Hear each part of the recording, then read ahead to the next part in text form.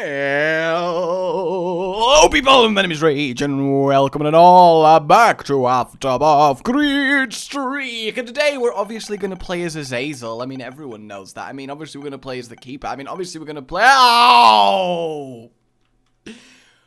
Why? Why, Maggie? I mean, that's a good start. Alright, no, I'm not going to judge. I'm not going to judge.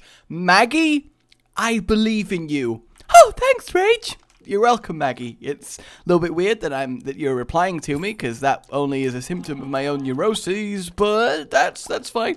No, honestly, I'm just genuinely a real person. No, it's me giving you a voice and pretending that we're having a conversation. Don't worry, I'm well aware of my affliction. Well, as long as you're sure.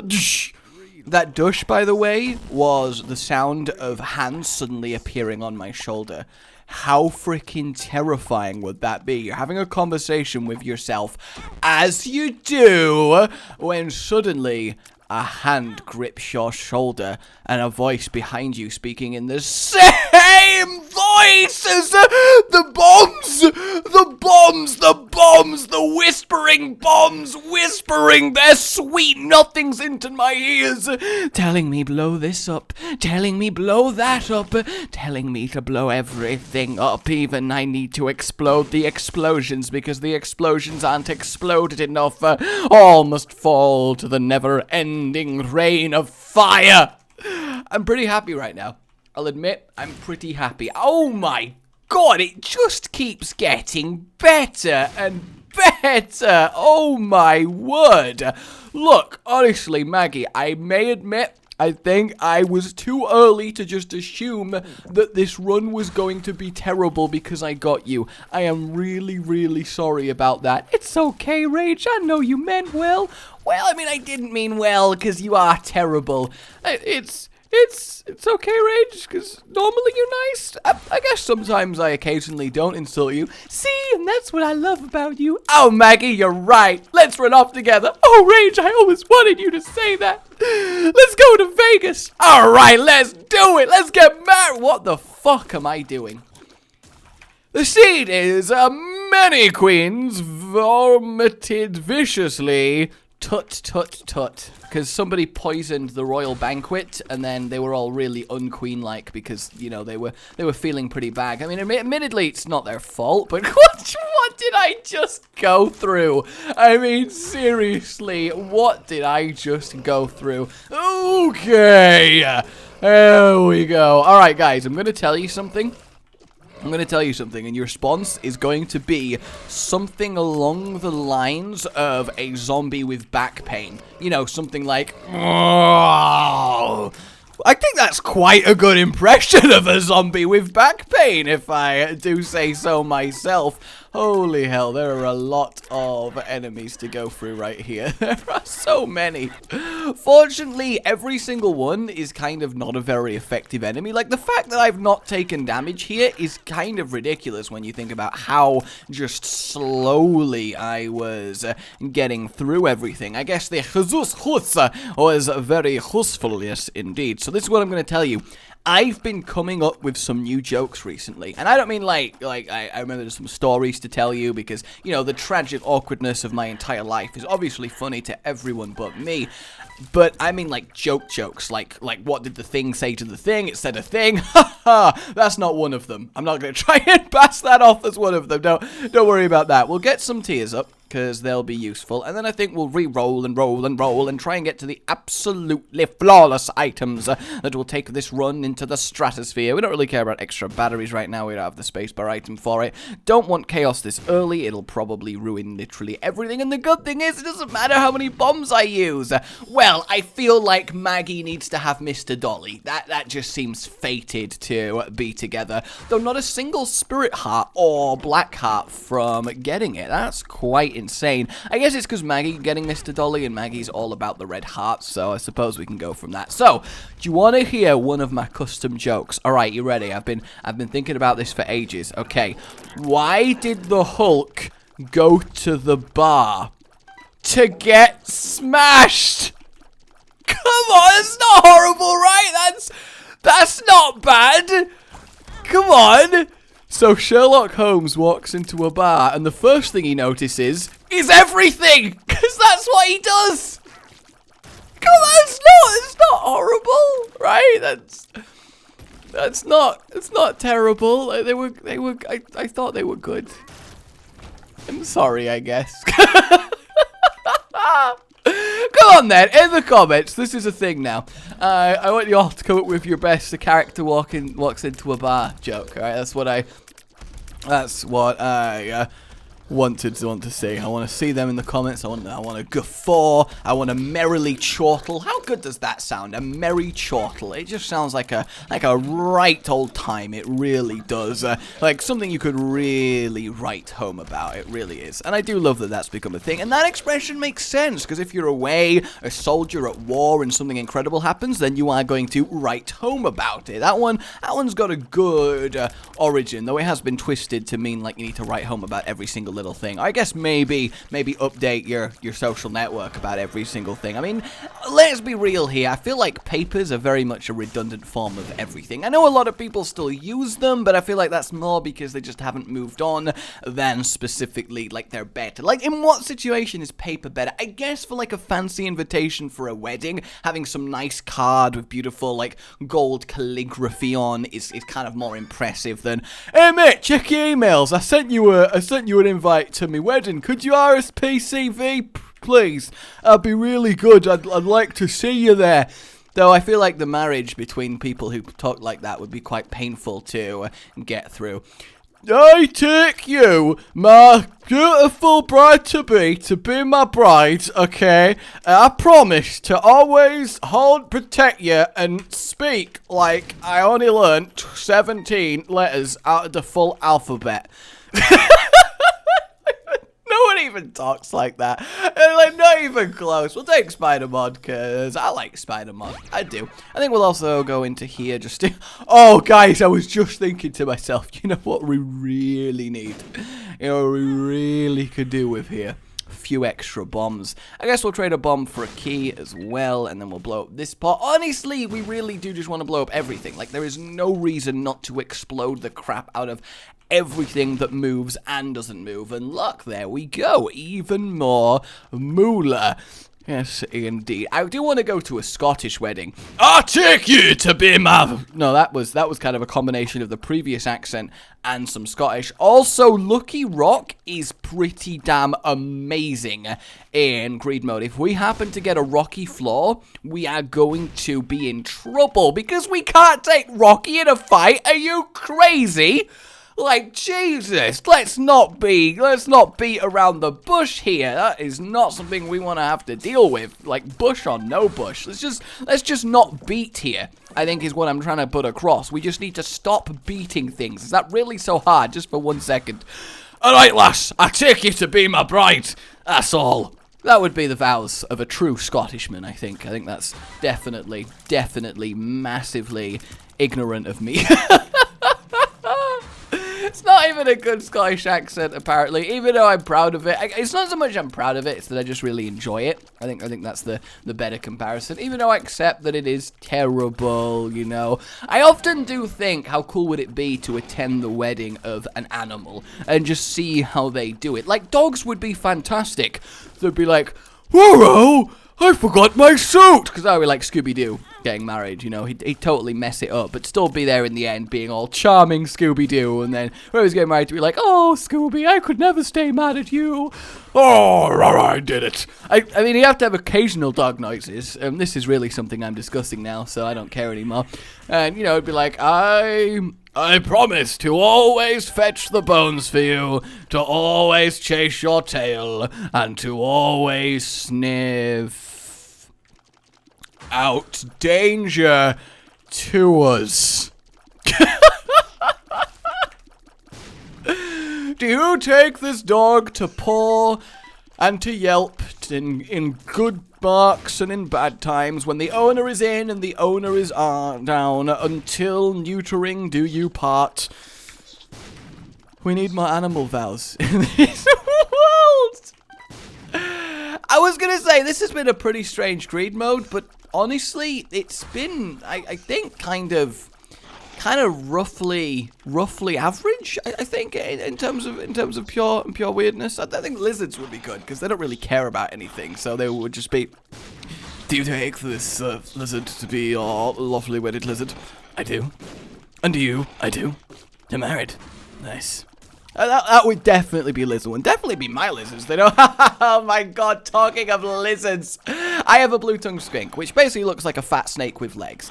He's adorable. He's called Nyx, and he got himself stuck in a rock earlier, and it was hilarious. So what they do blue-tongued skinks, is they have the ability to balloon up their body like somebody inflating a balloon, and then they get like really buoyant and round and really like chunky. And they kind of do that when they panic. So we got him a new rock for his birthday, because obviously it's important to get your lizards birthday presents. They totally appreciate it. And we got him a new rock and put it in, and there's kind of like a little passageway under the rock, like a tunnel built in, but he's technically a little bit too big for it. Hey, guardian angels, not bad. May as well use 4 bombs in here. God, this would be the biggest waste of bombs ever in your average greed mode. But fortunately, this isn't your average greed mode. No, it isn't. Is there anything else we very much need to buy from here? I don't think so. I mean, maybe we get Mum's Key, but I mean, you don't get that many chests in greed mode, so I think we can deal with that. No rocks. Come on, give us some rocks. I'm gonna go all in on the lucky rock. I think we can make it work. So what he did is he kind of like burrowed his head into this tunnel under this rock, then kind of wedged his arms in as well, and then he couldn't get his middle part in because it was just a little bit too bulky, the poor thing. And then in retaliation to that, because he obviously couldn't back out, he couldn't go further forward, so he panicked. He then decided the solution was to balloon up his body and completely get himself wedged in there, and he was just stuck flailing around. So I was like, fine, I will save you from yourself. God damn. So I like moved my hand towards him to do it, and then I just got his warning. Like he hisses like a shh noise when you go too close and he's not in a good mood. So it's like, fine, alright then, fuck you. You're gonna be like that. If you're gonna open your mouth at the side of my hand, I will leave you, and you can be stuck in that rock for the rest of your day. How does that make you feel? And it took him so long to calm down and unstick himself from that situation. It was just fantastic. It really was. I mean, obviously, I made sure he wasn't hurting himself or in any actual danger. I'm not going to be that ridiculous, but it was just really amusing because lizards get themselves into this situation, and even though obviously I'm humanizing them a little bit, but they do really have this demeanor and kind of expression of, I wanted this to happen. I knew this was going to happen. What are you talking about? This is great. I absolutely knew this was going to happen, and this was my plan all along. So I have no idea what you're talking about. It's like you can never admit when they're wrong, a lizard. I think that's the crux of it, and I think that's what makes them so endearing. They have this, I don't give a fuck. Okay, fuck everyone and fuck everything. That song is their theme song, and it's wonderful. Alright, we need to get some serious rerollage on, because we need some good quality items here, because we're kind of struggling, which is weird considering just how amazing this run has been going so far. Do we want a lump of coal? Even then, I don't really. I want something truly incredible, something that's really gonna make us pop, and we're just not getting it. Dark bums are right, I guess we'll get cube of meat, but even then, god damn, I mean, we're going to be money capped on this floor, I think, after that, so hopefully the next one beholds our salvation, and that's going to be pretty damn good. But until then, it's like we're a millionaire, but all the shops in the country have closed down, so you have nowhere to spend your obscene wealth. It's just like a horrible situation to be in. It really, really is. Okay, there we go. That is fine. That is definitely fine.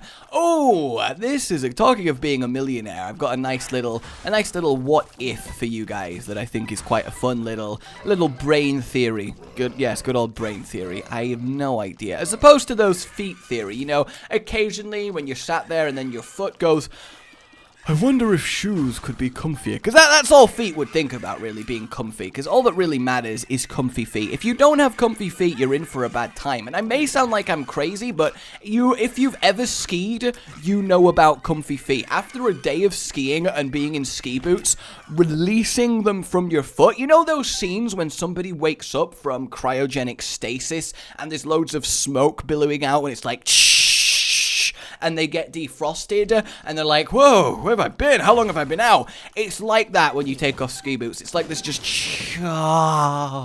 my feet have been released from their angular, jagged prison of constant rubbing and majority. And I'm 23 years old. Jesus Christ, I need to grow up. And just pure pain. And then they can breathe. They can be feet again. They can remove themselves from this existence of being this Play-Doh, being forced into weird shapes by these horribly uncomfortable boots, while also being boiling from the day's skiing. It's just the worst experience. Honestly, taking ski boots off at the end of the day is the reason to go on a skiing holiday. Don't get me wrong, I love skiing. I've done it constantly. I'm a pretty good skier. I love using blades and doing mad tricks. Yes, I do the occasional physical-based thing before you judge me. And it's just wonderful. It really, really is. But nothing compares to that sweet, sweet release. It really, really doesn't. Imagine being crammed your entire body into a box half the size of you, and then somebody turns it up to like 30 degrees in there. And then after maybe 8 hours, you're let out. Imagine the relief that you would feel. It's that every day for your feet while skiing. God, I could talk about skiing feet relief for hours on end. It's just the best thing. There's so many benefits to it. Such a good feeling, and also you're exercising because of the skiing, but you're having fun. God, I would recommend, if you're a fan of your feet, or even if you're not, even if you just owe it to yourself to give your feet a super good feeling. But then again, I guess if you're torturing them so that they can have the feeling of not being tortured, does that count? Can you torture yourself to then be like, yay, I'm not being tortured anymore? Like, is that a better thing than just not being tortured in the first place? I think we need to torture some people and find out. But then if we're wrong, we've tortured some people, and that kind of makes us a little bit of a bastard. You know, I'm not a big one, but I also don't think we should be going around torturing people for science. You know, we have plenty of scientists to do that for us. You know, I feel like GLaDOS is a good candidate for something along those lines. Either way, I have completely and utterly forgot what I was talking about. I got so distracted with sweet, sweet feet relief. I just can't remember. No, I'm joking. Of course I remember. You think this is some sort of amateur hour for ranting? God. Alright, we'll take that, and we'll take that. We don't care about Cambion Conception, though. It's not the best item in the world. I mean, the ones that we got aren't even really the best item in the world, but we can definitely deal with that fact. Alright, we'll use that, and then move on with our lives. So, you got one of two options for you here. Oh, I'm just thinking about sweet ski boot feet release. It's so good. So, you've got two options. You have to choose how to spend the next year of your life, and your two options for this are the following. We'll grab a dead cat. One of your options is a dead cat. The other one is a giant hand. 3 giant hands. Now, your two options are you can do whatever you want for the entire year. Absolutely anything. You don't have to work. You just spend every day doing exactly what it is that you want to do with that day. No pressure, no work, no school, no anything. Just pure whatever you want to do with your life. You still have to pay and find the means to do things. You don't just get like an infinite budget and magical means to do it. But what you do get is for that year where you're doing whatever you want, you get paid 50 grand in your currency of choice. You get paid 50k for doing literally whatever you want all day, every day. You still have to use that money to do stuff, you know, as I said, but basically you just get paid a fee, 50k, for just doing fun things throughout the year. So, conversely, you can choose, if you so wish for the next year, to get paid 1 million of your local currency. You know, that's a large amount, a freaking million. But for 8 hours a day, you have to be in an empty room by yourself, sat down, unable to go to sleep with only the clothes on your back, nothing else, in pure abject boredom. But after that year, you get 1 million, and then you're good. So do you choose the year of freedom, but only 50k? Or the year of boredom and horribleness, but 1 million afterwards, that presumably makes you pretty damn good for a lot longer? I think with me, I'd probably go for the year, because you're not allowed to bring anything in with you. You know, you're not allowed to bring a book or a phone or anything. You have to just have yourself. So you'd probably go a little bit loopy, but, you know, I have the advantage of already being a little bit loopy, let's be honest here. If I just tried to gain health while at full health, that's just how gosh darn loopy I am. I think I would choose the year of being in the room, because I think it would be worth it, because afterwards, I mean, you're good to go. I mean, granted, these days, a million, if you're, like, ridiculous, isn't actually going to last you that long, but if you're clever with it, if you don't go crazy, you could definitely not work again if you're smart with it. But compared to the 50k, yeah, it's a year of fun, but then you're back to working and, you know, getting on with your life, so it's not like it's going to be that great for you. So whatever you choose, the further question then, if you can take one item with you into this room of boredom, just one thing, and that's the one thing that you can bring in for the entire year, alright, that's the entire year's worth of stuff you can bring. The question then is, what do you choose? Because it's easy to be like, a phone, a laptop, but that's going to run out of power.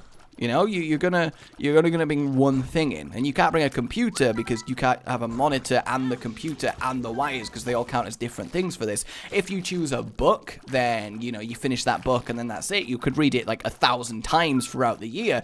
I think the best one to do, and I think the most productive use of your time, would be to technically choose something like a Kindle with hundreds of books downloaded on, and then you'd always have something to read, and you know you'd be very well read by the end of it. I think that's the ultimate cheat solution to that, but I don't know. I'm not giving it a lot of thought. I say that. I admit I've given it, you know, a fair amount of thought. And they're posting all these, like, really, like, weird, never gonna happen scenarios and then follow up with, but I've not really thought about this. It's like I've been ranting like a madman and then just gone, whatever, you know, it's just fine. It really is.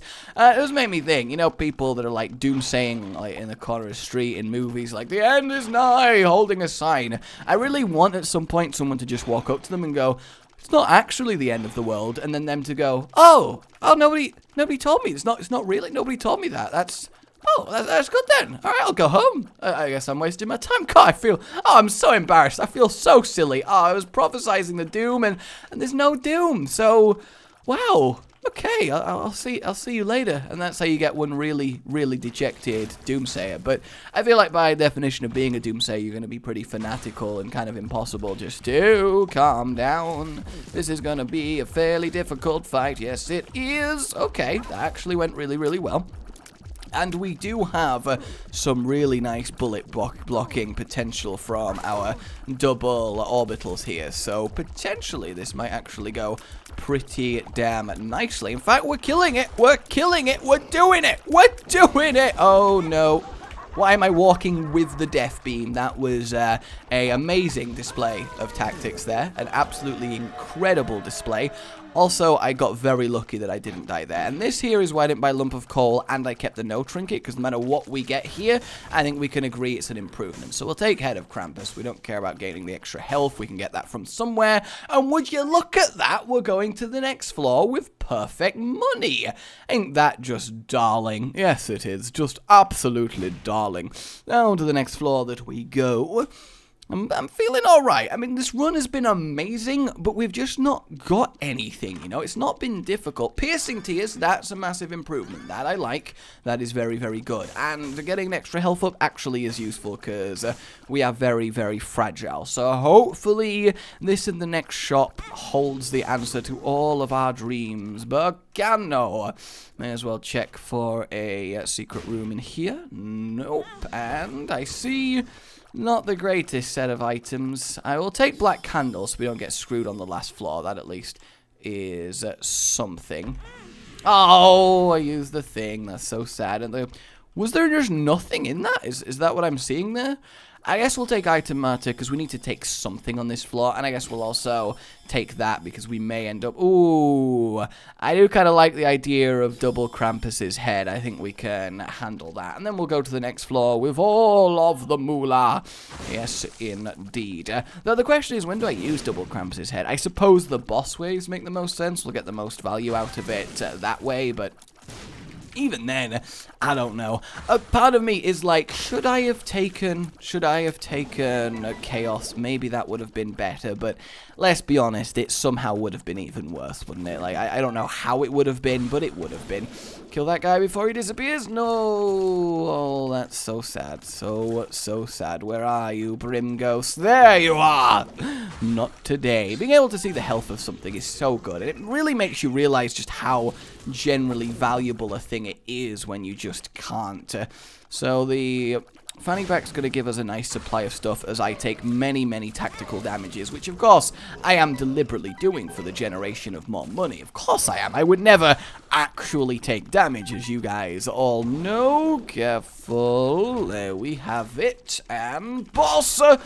Oh, good. 2 stitch-up spiders. I really want them to add a kind of Master Frankenstein science boss. I really, really do. Like something that's responsible for reviving all of these undead creations. I think it would be really, really fun to see that. And he, like, throws chemicals at you, and he has, like, a lab in his boss room. I just think it would be really, really genius. Who's next? And what are you? Oh, no. Oh, okay. You are definitely getting double Krampus's head there. That is perfect. And who's next? I don't think I really need Krampus's head for 4 little horns. I mean, it would do a load of damage to them all. Yeah, I think that was fine, because it just would have been irritating to kill them, you know. And I admit, you know, using a giant death laser, because killing them the hard way would be too bothersome. Sounds kind of like the world's laziest psychopath. That would be a really good TV show. Next time on the world's laziest psychopath. He's just sat on a chair watching some TV, and he kind of lazily picks up a knife next to him, and then just goes, and drops it on the floor, and there's just like someone who'd passed out at like a party lying there, and the knife kind of gently lands in them and stabs them a little bit, and it's like, and then he just goes, ha, nice. And then it cuts to the title screen, lazy psychopath, what's he like? And then audience laughter. Although I guess that might not be the best tone for that, thinking about it, but you never know. I can see forever, yes, I can see forever. That's good. We did definitely need some hearts, so that's fine. Extra moolah there is also fine.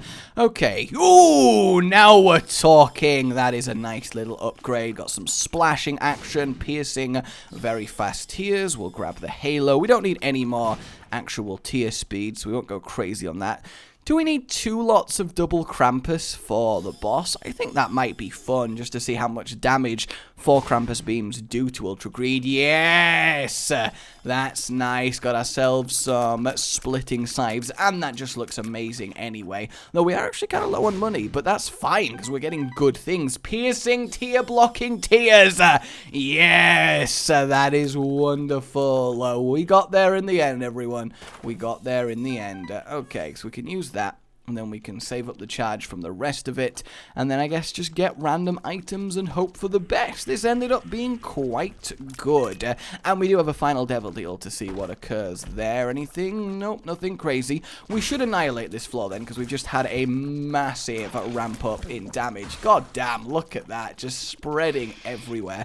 So glorious. Not going to use Krampus's head on this floor, just because I want to make sure we've got it for the next one. I predict about 25% of his health. I think that's how much 4 Krampus beams will do. I might be wrong, definitely might be wrong, but I think that will be it. Oh no, I've just realized the season finale of Lazy Psychopath, his name is Dave, would be him just again sat down chilling, eating some Doritos, of course, while playing COD, and he would just kind of pick up the phone. It'd be really loose in his hands, and he'd lazily dial, and then there'd be a voice going, hello, and he'd be like, I wanna pay you to kill this guy. Yeah, that's fine. That's a good price. All right, cool. And then he puts it down. He's like, oh, the plot twist. He's getting someone else to kill for him. That's the ultimate laziness. Oh, what you like, lazy psychopath. And then again, audience laughter. It's a great show, and I think I'm going to earn millions, absolutely millions off it. Yes, I am.